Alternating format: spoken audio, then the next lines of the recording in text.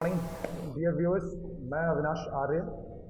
कहते हैं कि कहा जाता है कि मुश्किलों से भाग जाना आसान होता है, ज़िंदगी का हर लम्हा इम्तिहान होता है। और हारने और डरने वालों के लिए कोई जगह नहीं होती, लेकिन जीतने वालों के कदमों में जहान होता है। कुछ ऐसे ही व्यक्तित्व के धनी आज हमारे बीच में हैं और जिन्हें मैं कहूँ कि वो मेरे मार्गदर्शक भी रहे हैं सीडिंग सक्सेस में। आज हम लोग उनका वेलकम करते हैं, मेरे गुरु समान हैं। और अभी पिछले जो 6 जेपीएससी हुआ था उसमें उनका फाइनल सिलेक्शन हुआ और अभी वो वर्तमान में स्टेट टैक्स ऑफिसर के रूप में यहाँ पर ट्रेनिंग रांची में उनकी चल रही है। और जेपीएससी में सफल होने के बाद वो फाइनेंस डिपार्टमेंट में रैंकर्स भी रहे हैं। और मैं अब उनका हार्दिक अभिनंदन करता हूँ। हमारे साथ जुड़े हुए हैं संजीव सर। वेलकम रहेगा सर सीडिंग सक्सेस में आपका। सर, मैं ऑलरेडी आपका जो एक संक्षिप्त परिचय वो फिर से जानना चाहूँगा ताकि हमारे व्यूअर्स जान पाएँ कि आपका एक संक्षिप्त परिचय, आपका जन्म कहाँ हुआ, आपकी शिक्षा दीक्षा कहाँ हुई। तो एक छोटा सा परिचय आपके थ्रू जाना चाहेंगे सर। नमस्ते। मेरा नाम संजीव कुमार सिन्हा है और मैं रांची से ही बिलोंग करता हूँ। मेरा जन्म यहीं हुआ है और मेरी पढ़ाई भी रातू एक जगह है वहाँ पे आदिवासी बाल विकास विद्यालय से हुई है। उसके बाद मैंने इंटर और ग्रेजुएशन चतरा कॉलेज से किया है क्योंकि मेरे फादर वहाँ रेंज ऑफिसर थे। तो हमें यहाँ छोड़कर जाना पड़ा और मेरी पढ़ाई, बाकी की पढ़ाई वहीं से हुई है। फिर मैंने पीजी किया है एलिम यूनिवर्सिटी से और मैंने बीएड भी किया है बेंगलोर यूनिवर्सिटी से। और उसके बाद बीएड करने के बाद मैंने सिविल सर्विसेज की तैयारी शुरू की। और इसके पहले मैंने बिहार भी इंटरव्यू दिया और झारखंड में भी मैंने 2 अटैम्प्ट इंटरव्यू दिया और फाइनली मेरा 6 जेपीएससी में सिलेक्शन हुआ। सर, कोई ऐसी घटना, लोगों को आप अक्सर सुनते होंगे कि जेपीएससी की जो तैयारी कर रहे हैं वो किसी ना किसी घटना से प्रेरित रहते हैं। तो क्या आपके लाइफ में भी कोई ऐसी घटना घटी है जिससे आप प्रेरित होकर जेपीएससी की ओर मुड़े, या शुरू से एक फोकस था कि आगे जाके मुझे सिविल सर्विसेज की ही तैयारी करनी है? चूँकि मेरे फादर रेंज ऑफिसर थे तो वो एक राजपत्रित पदाधिकारी थे। तो मेरे मन में तो शुरू से था, चूँकि मैंने अपने पिताजी का रुतबा और जॉब स्टेटस मुझे बहुत अच्छा लगता था, तो मैंने माइंड मेकअप तो कर ही लिया था कि मैं अपने पिता की तरह ही राजपत्रित पदाधिकारी बनूंगा। लेकिन राजपत्रित पदाधिकारी गजटेड ऑफिसर बनने के बहुत सारे रास्ते थे जो मुझे पता नहीं था। संजोग से मेरे घर के बगल में एक नवीन कुमार सिन्हा थे, वो हमारे पड़ोसी थे। उन्होंने बीपीएससी क्वालिफाई किया और उनका भी सिलेक्शन फाइनेंस में भी ही हुआ। तो मैंने जब वो पोस्टिंग हुई उसके बाद मैंने एक चार्म देखा, एक सोसाइटी में उनका स्टेटस जो सिंबल बढ़ा, तो ये सब मुझे जो है वो अट्रैक्ट किया और मुझे भी लगा कि नहीं, मैं भी सिविल सर्विसेज की तैयारी, और मेरा रुझान जो है फिर सिविल सर्विसेज की ओर हुआ। ओके सर, आपका सर जैसे कि लोगों का कहते हैं चार्म है, इस एक आपका था चार्म के प्रति रुझान। सिविल सर्विस में बहुत से लोगों का एक रुझान रहता है कि उन्हें समाज सेवा करना है। तो क्या इधर भी कभी रुझान रहा कि एक समाज सेवा के थ्रू जाना है या लोगों के सिविल सोसाइटी में जाकर सेवा करनी है? बिल्कुल, ये तो देखिए, आप जब इस सिविल सर्विसेज में आएंगे तो ऑब्वियसली आप समाज से जुड़ेंगे और समाज के लिए बहुत कुछ करने का मौका मिलेगा। क्योंकि जब आप इस पद पे आते हैं तो आप कहीं ना कहीं राज्य, कहीं ना कहीं देश, कहीं ना कहीं आम जनता, समाज की आपकी एक बहुत बड़ी रिस्पॉन्सिबिलिटी होती है जिसे आपको पूरी करनी ही है। तो आप समाज सेवा के लिए भी, यदि आपके मन में है कि मैं कुछ समाज सेवा करूं, तो ये जो है आप इस सिविल सर्विसेज के रास्ते में आके बहुत कुछ अपने अरमानों को पूरा कर सकते हैं। जी सर, थैंक यू। सर, आप जेपीएससी का एग्ज़ाम की तैयारी कब से शुरू किए और इसके अलावा भी आप किसी चीज़ का प्रिपरेशन करते थे सर, बताइए। एक्चुअल में जब मैंने ग्रेजुएशन किया उसी समय से मेरी तैयारी कहीं ना कहीं सिविल सर्विसेज के लिए शुरू हो चुकी थी। और मैं छात्रों को यह भी सलाह दूंगा कि आप ग्रेजुएशन होते होते या ग्रेजुएशन के 1-2 साल पहले आप जेपीएससी जो भी सिविल सर्विसेज की तैयारी करना चाहते हैं, बेसिकली सारे सिविल सर्विसेज के सिलेबस एक होते हैं। तो आप यदि तैयारी शुरू करना चाहते हैं तो आप ग्रेजुएशन के पहले से ही तैयारी शुरू करना शुरू कर दें। मैंने भी यही काम किया, मैं ग्रेजुएट हुआ और मैंने तैयारी शुरू कर दी। हालांकि मैंने कुछ कॉम्पिटिशन्स दिए जैसे मैंने स्टाफ सिलेक्शन कमीशन के लिए भी मैंने अप्लाई किया और बैंक पीओज़ के लिए भी अप्लाई किया, लेकिन मेरा अंतिम उद्देश्य तो यही था कि मुझे सिविल सर्विसेज ही क्वालिफाई करना है। सर जो अभी इस बार जो जेपीएससी का एग्ज़ाम क्रैक करना चाहते हैं सर, और जो शुरू से जो कभी तैयारी नहीं किए हैं, तो उन स्टूडेंटों के लिए आप क्या कहना चाहते हैं? सबसे पहले तो देखिए, सबसे पहले मैं वैसे स्टूडेंट जो अभी नए सिरे से इस एग्ज़ाम की तैयारी शुरू कर रहे हैं, उनके लिए मेरा एक बहुत अच्छा सलाह है कि सबसे पहले तो वो सिलेबस को समझें, क्योंकि सिलेबस को समझना बहुत ही ज़रूरी है। कई स्टूडेंट यही भूलवश यही गलती करते हैं, वो आनन फानन में सिलेबस को समझते ही नहीं हैं और पढ़ाई शुरू कर देते हैं। आप सबसे पहले सिलेबस लाइए और उसके एक एक टॉपिक्स को आप समझिए कि आपको पढ़ना क्या है, और जब आप उस टॉपिक्स को आप समझ लेंगे और आपके दिमाग में वो बैठ जाएगा कि मुझे ये टॉपिक और ऐसे ऐसे क्वेश्चंस को सॉल्व करने हैं और कितने मार्क्स के क्वेश्चंस आएंगे, तो आप बेटर तरीके से उसकी तैयारी कर सकते हैं। सर बहुत से जो स्टूडेंट्स हैं उनके दिमाग में ये रहता है कि तैयारी तो अच्छा है, चलो हम लोग करना है, बट पीटी और मेंस, जैसे कि जेपीएससी में सिविल सर्विसेज में 3 सेक्शंस होते हैं sir, PT, mains and interview. तो पीटी और मेंस क्या दोनों की स्ट्रैटेजी सेम है या पीटी और मेंस की स्ट्रैटेजी अलग अलग है? इस पर कैसे फोकस करें बच्चे? देखिए, मेरे विचार से आप पीटी और मेंस की तैयारी एक साथ करें, क्योंकि पीटी और मेंस का सिलेबस, जैसे पीटी का जो सिलेबस है और मेंस का सिलेबस है वो लगभग एक है। फ़र्क केवल होता ये है कि आप पीटी में आपको स्क्रीनिंग टेस्ट है, आप एमसीक्यू सॉल्व करते हैं, और मेंस में डिस्क्रिप्टिव है।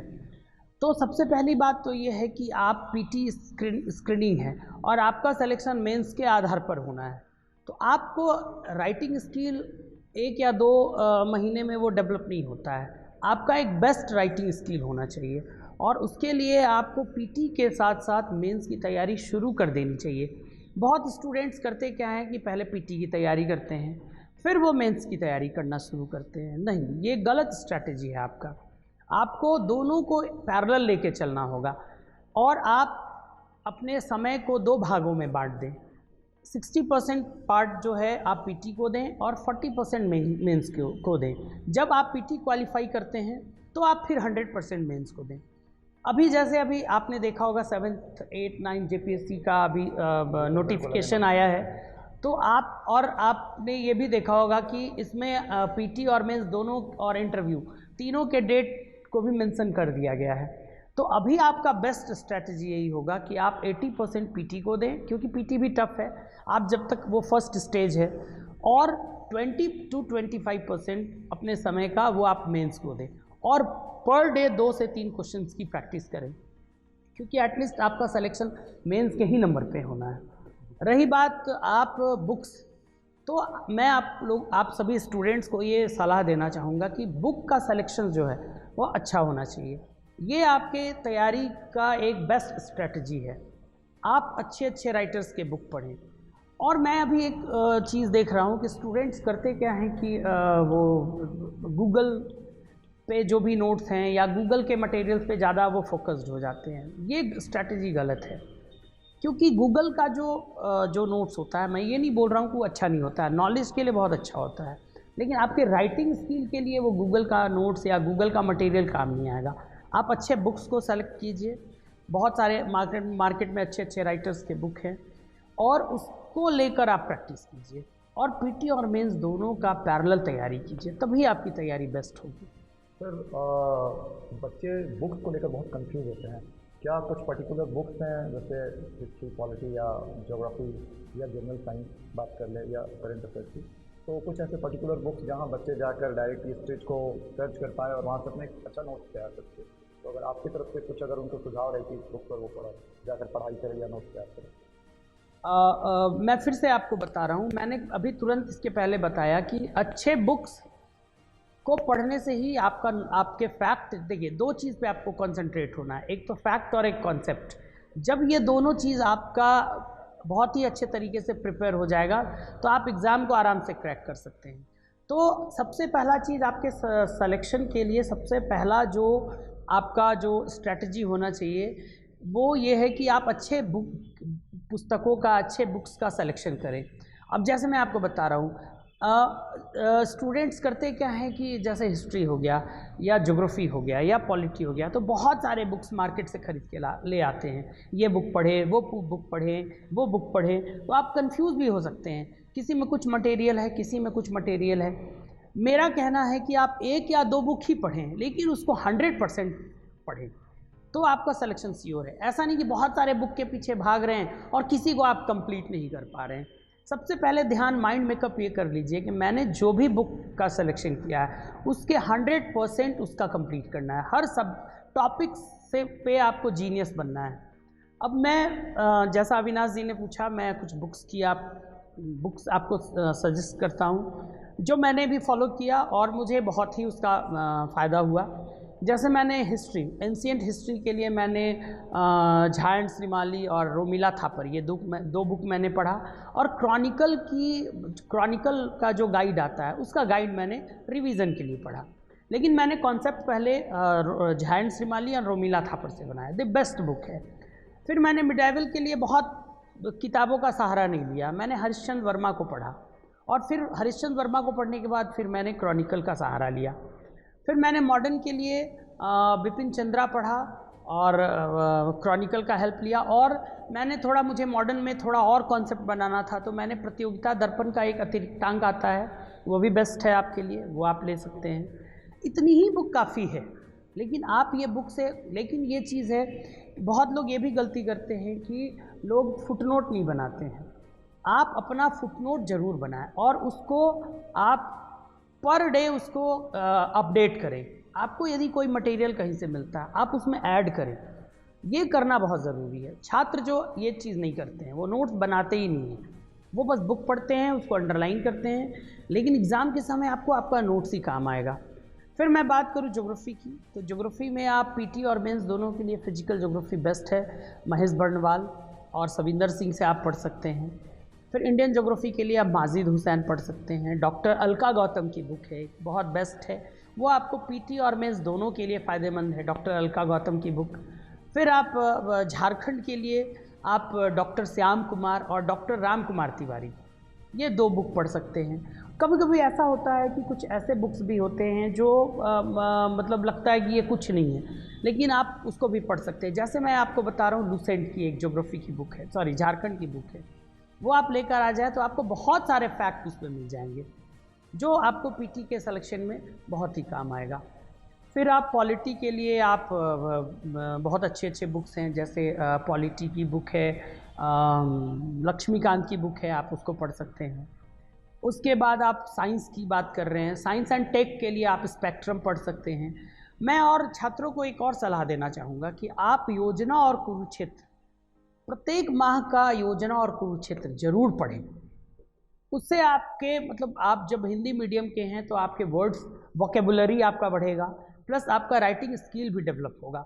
लोग उसको चूँकि थोड़ा शुरू में जब आप पढ़ेंगे तो थोड़ा उबाऊ लगता है, लेकिन धीरे धीरे आपके राइटिंग स्किल को बढ़ाने में वो बहुत ही हेल्प करेगा। तो आप योजना और कुरुक्षेत्र भी पढ़ें राइटिंग स्किल को बढ़ाने के लिए, नॉलेज बढ़ाने के लिए, क्योंकि उसके जो भी लेख होते हैं बहुत स्टैंडर्ड होते हैं। और वो लेख मैं आपको बताऊंगा कि मैंने पिछले 5 साल की योजना और कुरुक्षेत्र को पढ़ा और वो मेरे लिए बहुत फ़ायदेमंद हुआ। खास करके मैंने झारखंड पब्लिक सर्विस कमीशन की जो एग्रीकल्चर का जो मेरा सेक्शन था, चूँकि आप देखेंगे मेंस में एग्रीकल्चर का एक सेक्शन है, उसमें मुझे योजना और कुरुक्षेत्र ने मुझे बहुत ही हेल्प मतलब मेरे को मिला हेल्प, और मैंने एक बहुत ही बेस्ट नोट्स उससे बनाए।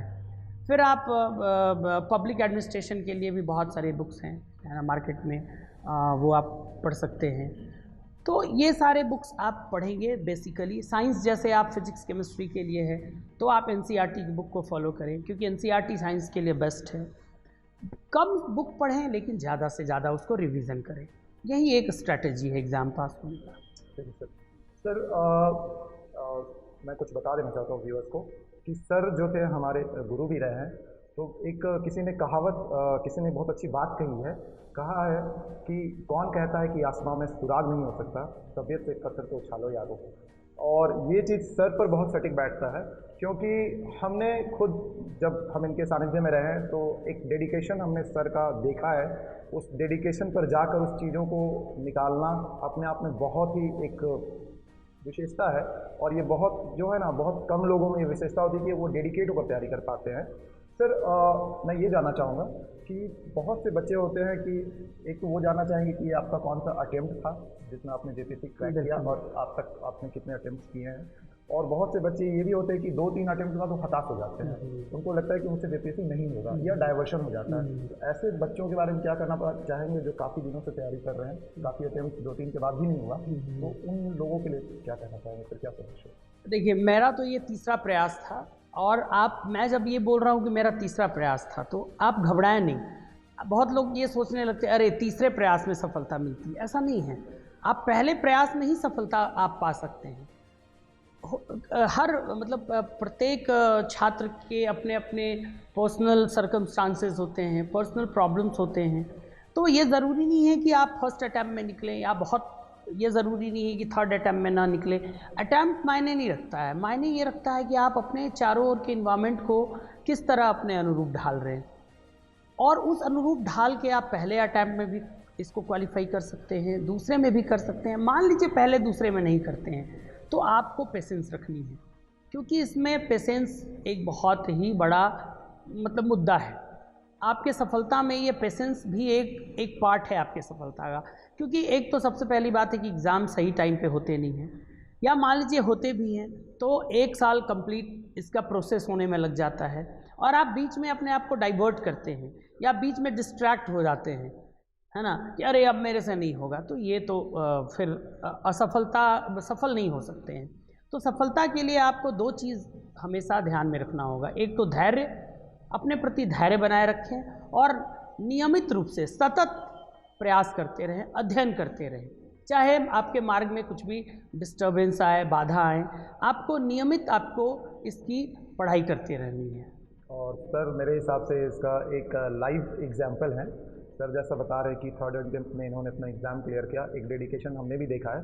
तो आप सर से भी प्रेरणा ले सकते हैं, ये अपने आप में एक प्रेरणा स्रोत है कि किस तरह एक डेडिकेट होकर पढ़ाई करने से आप अपने लक्ष्य को प्राप्त कर सकते हैं। ठीक है, ओवर टू यू सर। एक नॉर्मल स्टूडेंट के लिए इस एग्ज़ाम को क्रैक करने के लिए क्या क्या स्ट्रेटजी होना चाहिए, थोड़ा सा बताइए। आप सबसे पहले तो मैंने इसके पहले भी बोला, सिलेबस को बेहतर तरीके से समझें।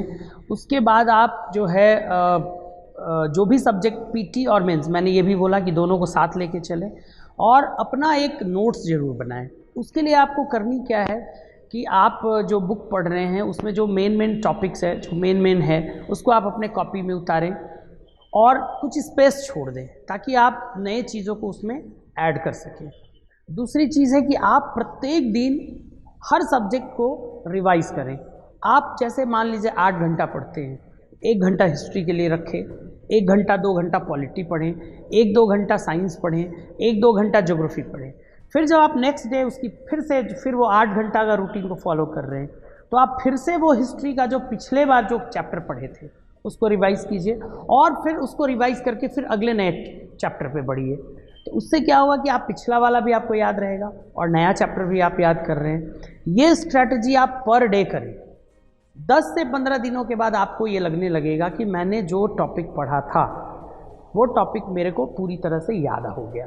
क्योंकि देखिए, भूलना हर छात्र एक बहुत बड़ा ये होता है। लोग सवाल करते हैं कि स्टूडेंट्स कि सर मैं पिछला टॉपिक पढ़ता हूँ और भूल जाता हूँ। उसका यही एक उपाय है एकमात्र, कि आप अगला टॉपिक पढ़ने के पहले पिछले को आप एक बार रिवाइज कर लें, है ना, कि आप एक सरसरी निगाह से रिवाइज करें। अब ये नहीं कि उसको फिर से पढ़ने लगे तो अगला टॉपिक आपका कंप्लीट नहीं हो पाएगा। सरसरी निगाह से एक बार देख लें, है ना। और दूसरी बात है कि जब आप नोट्स बनाते हैं तो आप चार्ट डायग्राम ज़्यादा से ज़्यादा बनाएं। जैसे मैं एक एग्जांपल देकर आपको समझाता हूँ। जैसे आप मान लीजिए मुग़ल पीरियड पढ़ रहे हैं, तो मुग़ल पीरियड का आप नोट्स बना रहे हैं, तो उसमें आप बाबर, हुमायूं, अकबर, जहांगीर, है ना, उसके बाद शाहजहां, ठीक है, औरंगजेब, इतने का नोट्स बना रहे हैं। तो आप क्या करें, एक कॉपी को आप 5-6 सेक्शन में डिवाइड कर दें, और वो पाँचों में आप, जैसे बाबर है तो बाबर ने कौन कौन सा काम किया, हुमायूं ने कौन कौन सा काम किया, उस कॉलम में आप लिखें। उससे क्या होगा कि आपको जब रिवीजन करना है तो आप एक सरसरी निगाह से देख पाएंगे। और कंपैरेटिव स्टडी, तो कंपैरेटिव स्टडी बहुत ज़रूरी है। आप कंपेयर करके आप पढ़ें और कंपेयर करके नोट्स बनाएं, उससे आपका दो फ़ायदा है, फैक्ट भी आपका क्लियर हो गया और कॉन्सेप्ट भी क्लियर हो गया। क्योंकि एग्ज़ाम्स में देखिए, सिविल सर्विसेज के एग्ज़ाम्स में अब ये ट्रेंड हो चुका है कि फैक्ट क्वेश्चन सब आते नहीं हैं, जो भी आएंगे कॉन्सेप्ट बेस्ड होंगे। और कॉन्सेप्ट बेस्ड क्वेश्चन बनाने के लिए आपको कंपैरेटिव स्टडी, चार्ट, डायग्राम, ये सब आपके लिए ज़रूरी है। ठीक है सर, एक तो और स्टूडेंट के माइंड में चलता है कि हिंदी मीडियम और इंग्लिश मीडियम का, तो ये आप कैसे देखते हैं, इस पर कुछ बताएं। मेरे विचार में तो मीडियम कोई मायने नहीं रखता है, लेकिन हाँ, आप हिंदी मान लीजिए, आप लिख रहे हैं हिंदी में, थोड़ा एक प्रॉब्लम है, मतलब दोनों में एक आप बोल सकते हैं फ़र्क है कि इंग्लिश में आपकी वर्तनी का वो प्रॉब्लम नहीं होता है, हिंदी में वर्तनी का प्रॉब्लम है। दूसरी बात है, बहुत सारे छात्र हिंदी को अलंकृत नहीं करते हैं।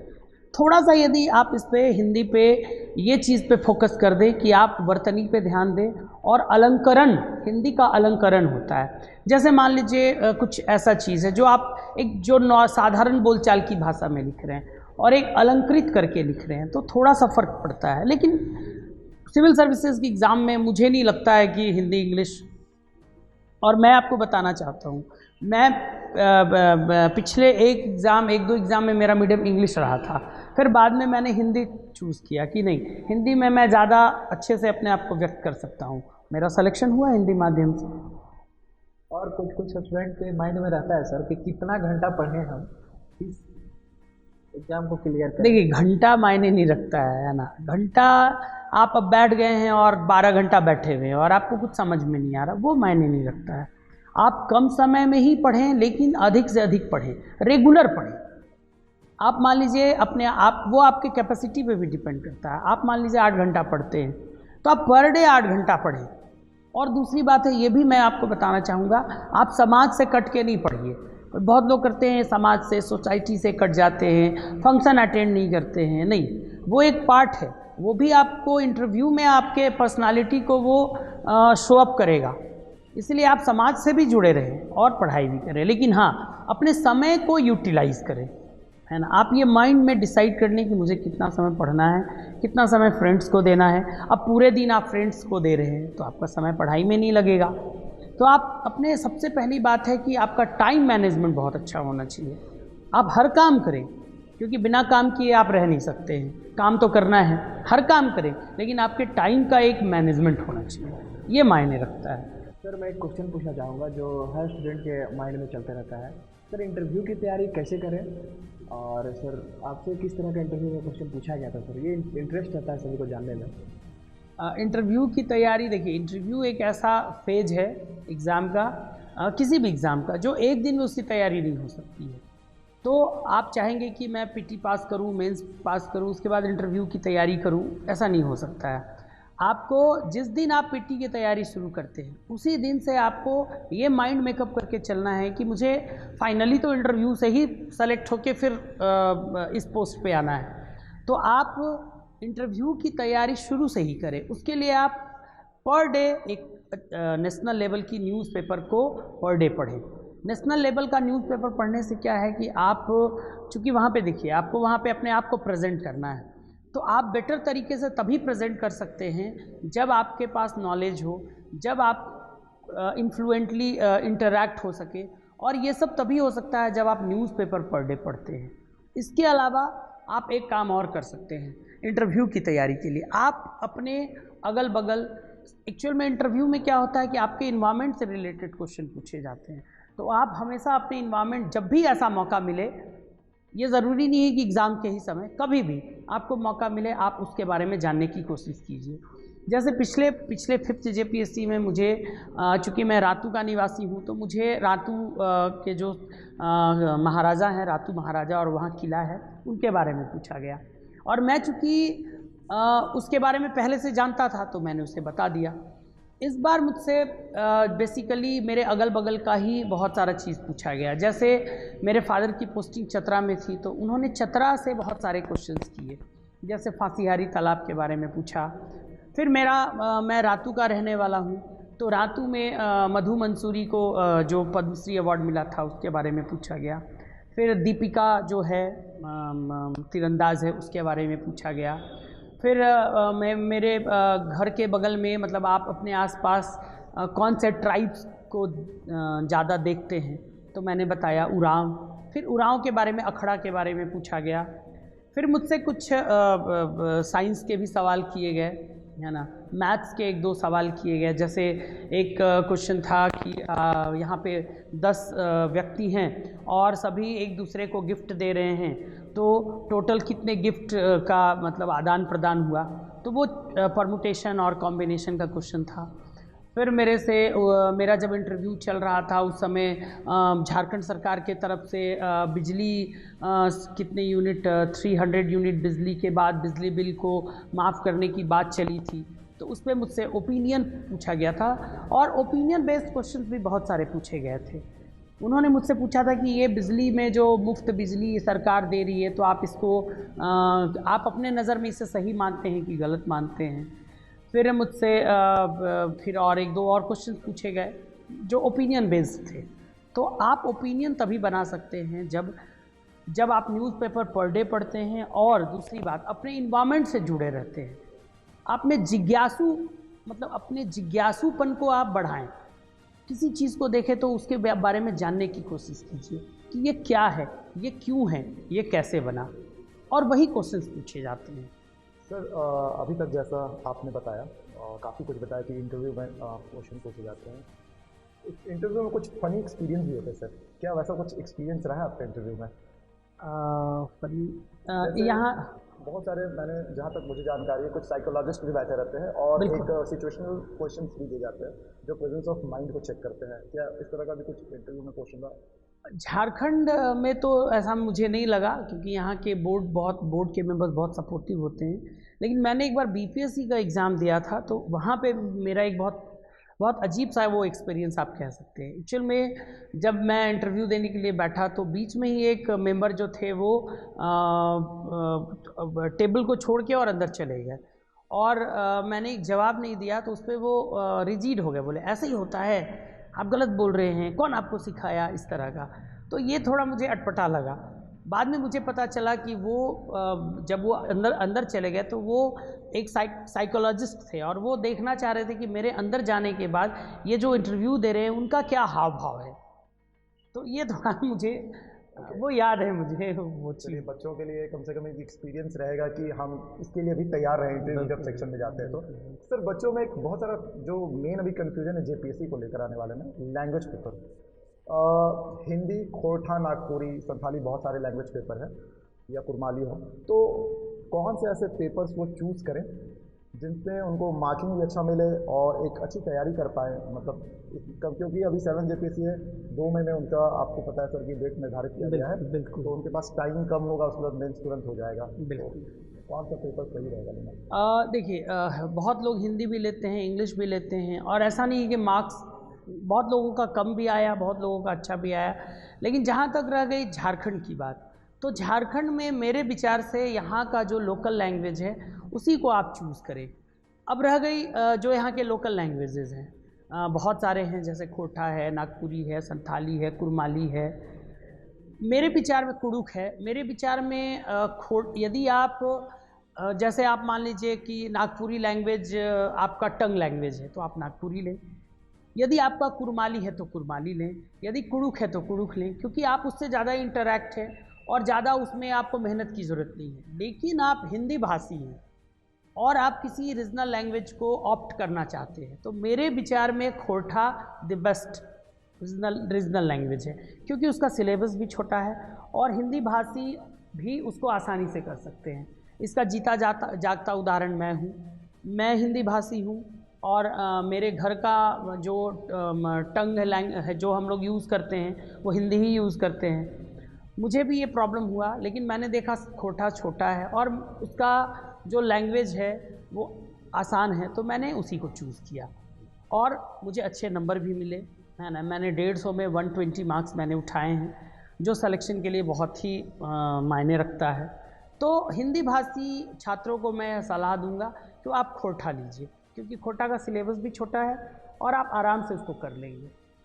सर अभी जैसे आपने बताया कि कोटा हिंदी भाषी के लिए अच्छा है और आपको 120 मार्क्स मिले, लेकिन मेरा ये कहना है कि जैसे मान लीजिए कोई हिंदी रखते हैं तो क्या मतलब मार्किंग का क्या अंतर हो सकता है? हिंदी वालों को एक एवरेज क्या मार्क आता है जो देखिए डिफरेंस बना सकता है? हिंदी में एक प्रॉब्लम वही है, वर्तनी का प्रॉब्लम है। वर्तनी और अलंकरण, मैंने दो वर्ड चुना। आप इस पे यदि कमांड कर लेते हैं तो हिंदी लैंग्वेज बेस्ट है, लेकिन होता क्या है कि लोग यहीं पे गड़बड़ कर देते हैं, गलती कर देते हैं, वो वर्तनी और अलंकरण पे ध्यान नहीं देते हैं। तो वहीं पे ये निगेटिव पॉइंट इसका यही है, क्योंकि देखिए हर सब्जेक्ट का कुछ ना कुछ डिमांड होता है। हिंदी का एक डिमांड है, यही डिमांड है कि आपका वर्तनी और अलंकरण सही होना चाहिए। ज्योग्राफी जैसे आप लेते हैं तो ज्योग्राफी का डिमांड है कि आपका मैपिंग अच्छा होना चाहिए। पॉलिटी का डिमांड है, पॉलिटी में आप आर्टिकल्स अच्छा लिखने हैं। हिस्ट्री का डिमांड है, आप उसमें ईस्वी सन लिखना ज़रूरी है। उसी तरह हिंदी का भी एक डिमांड है कि अलंकरण और वर्तनी होना चाहिए, जो जनरल छात्र नहीं करते हैं और मार्क्स कम आ जाते हैं। सर बच्चों की जिज्ञासा रहती है कि जेपीएससी में जो बहाली होती है उसमें जो विभाग मिलते हैं वो किस आधार पे उनको मिलता है? जैसे एजुकेशन डिपार्टमेंट हो गया, आप फाइनेंस में तो फाइनेंस डिपार्टमेंट हो गया, एडमिनिस्ट्रेटिव डिपार्टमेंट हो गया, पुलिस सर्विस डिपार्टमेंट हो गया। देखिए ये आपकी चॉइस पे होता है, क्योंकि आप जब इंटरव्यू देते हैं तो उस समय आपको एक फॉर्म दिया जाता है और आपको जो भी पोस्ट हैं उसके प्रायोरिटीज़ उसमें फिलअप करने होते हैं सीक्वेंस वाइज। तो आप प्रायोरिटी जब फिल करते हैं और उसका एक कट ऑफ होता है, यदि आप उस कट ऑफ को आप यदि फुलफ़िल करते हैं तो आपको आपके चॉइस का पोस्ट मिलता है। यदि आप फुलफ़िल नहीं करते हैं तो फिर आपको सेकंड चॉइस का पोस्ट मिलता है। यदि उसको फिर फुलफ़िल नहीं कर पाते हैं, थर्ड चॉइस का पोस्ट मिलता है। लेकिन आपने जो फर्स्ट चॉइस दिया, आपको उसके कट ऑफ को फुलफ़िल करना होता है, तब वो आपको मिलता है। सर आज हम लोग सभी जानना चाहेंगे कि अभी आप वर्तमान में सर कहाँ पदस्थापित हैं और आपका जो ये कार्य जो नया अनुभव है वो आपको कैसा लग रहा है? चूँकि आप जान रहे हैं मेरा सिलेक्शन फिनांस सर्विस के लिए हुआ है और मेरा पहला प्रायोरिटी शुरू से ही फिनांस ही रहा है और मुझे बहुत अच्छा लग रहा है। ये अच्छा लग रहा है कि मैं आज गवर्नमेंट का एक हिस्सा हूँ और मेरे ऊपर सरकार की एक बहुत बड़ी जिम्मेवारी है कि मुझे टैक्स वसूलना है और टैक्स वसूल के गवर्नमेंट के रेवेन्यू को इंक्रीज़ करना है, क्योंकि हमारा जब तक रेवेन्यू नहीं बढ़ेगा हमारा डेवलपमेंट का काम नहीं होगा। क्योंकि रेवेन्यू ही क्या है, कोर है, किसी भी चीज़ का कोर है। गवर्नमेंट का मतलब झारखंड सरकार का ये केंद्र बिंदु है। तो मुझे बहुत अच्छा लग रहा है और काम करने में भी बहुत मज़ा आ रहा है। और मैं अभी state tax officer as a probationary में परीक्षमान पदाधिकारी हूँ और मेरी पोस्टिंग अभी साउथ सर्कल में है, रांची साउथ सर्कल। और साउथ सर्कल में मेरा वो जो एरिया है वो नामकुम, जगन्नाथपुर, अड़की, अनगड्डा ये सब है और बहुत मज़ा आ रहा है। ई वे बिल हो गया या डीलर्स के मिसमैच टैक्सेस हो गए, ये सब जब हम लोग देखते हैं तो लगता है कि नहीं चलिए बहुत ही अच्छा काम हम लोग कर रहे हैं और मज़ा आ रहा है काम में। Okay sir. सर एक बिल्कुल कॉमन सा क्वेश्चन, अधिकारी बनने से पहले और अधिकारी बनने के बाद क्या ज़िंदगी में कुछ परिवर्तन या एक एटीट्यूड जिसे कह लें वो आया है? क्योंकि अक्सर लोगों को देखा जाता है कि बनने के बाद कुछ चेंजेस आ जाते हैं और शायद प्रोफेशनल हो या कुछ भी हो। क्या इस एटीट्यूड के चेंजेस में आप कुछ कहना चाहेंगे या कुछ परिवर्तन दिखता है आपको? देखिए ये एक मजबूरी भी होती है, आपको अपने पर्सनालिटी को चेंज तो एटलीस्ट करना पड़ता है, क्योंकि आप जिस पोस्ट में हैं उस पद की गरिमा को बनाए रखने के लिए आपका पर्सनालिटी डेवलप उसी अनुरूप होना चाहिए, अपने आप को ढालना पड़ता है। लेकिन जहाँ तक रह गई समाज और परिवार की बात है तो ऐसा कुछ नहीं है ना, सब वही होता है, सब कुछ उसी नज़रिए से देखा जाता है। बस मैंने ये फ़र्क महसूस किया कि समाज का मेरे प्रति नज़रिया बदला है ना। लोगों का नज़रिया एक इज्जत का हो जाता है ना। आप इस पोस्ट पे आते हैं तो लोग आपको अलग तरीके से ट्रीट करते हैं, जो बहुत अच्छा लगता है। वो आपको कॉन्फिडेंस, आपके कॉन्फिडेंस लेवल को बढ़ा देता है। लेकिन मेरा नज़रिया तो समाज और परिवार के प्रति वही रहा है। Okay sir. सर अब एक लास्ट ये है कि सीडिंग सक्सेस के लिए आपका जो मैसेज है वो हमारी टीम के लिए क्या है? मुझे ये मेरा बहुत ही अच्छा सौभाग्य रहा कि मैं सीडिंग सक्सेस कोचिंग के साथ जुड़ा और मुझे सबसे अच्छी बात ये लगी कि ये अभी के जो नौजवान हैं, जो युवा पीढ़ी के हैं, उन्होंने एक बहुत अच्छा प्रयास किया है कि छात्रों को एक सही मार्गदर्शन दिया जाए। क्योंकि देखिए कोचिंग तो बहुत सारे हैं और आप जानते हैं कोचिंग का बाजारीकरण हो गया है। लेकिन इन लोगों के प्रयास और इन लोगों का जो स्ट्रैटेजी है वो सुन के और मैं जान के मुझे लगा कि ये बहुत ही अच्छा कर रहे हैं और बहुत ही अच्छा करेंगे, है ना। और मुझे यकीन है कि ये इनका पहला प्रयास है और इस क्षेत्र में, और मुझे यकीन है कि यहाँ से रिज़ल्ट इस बार होगा, है ना। और ये मन से, तन से, धन से, हर तरह से छात्रों के प्रति समर्पित हैं। तो मैं इन लोगों के लिए गुड विश भी, बेस्ट विशेज़ है मेरी आप लोगों के लिए, और आप लोग अच्छा करें, है ना, ताकि यहाँ से कई छात्र अच्छे अच्छे पद पे जाकर बैठें और लाभान्वित हों।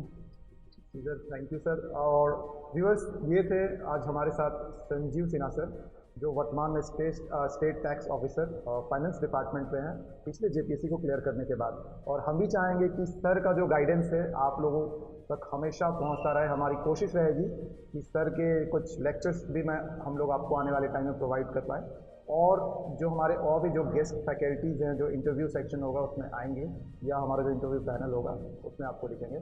तब तक के लिए आप बने रहिए सीडिंग सक्सेस साथ। Thank you very much. Thank you sir for your this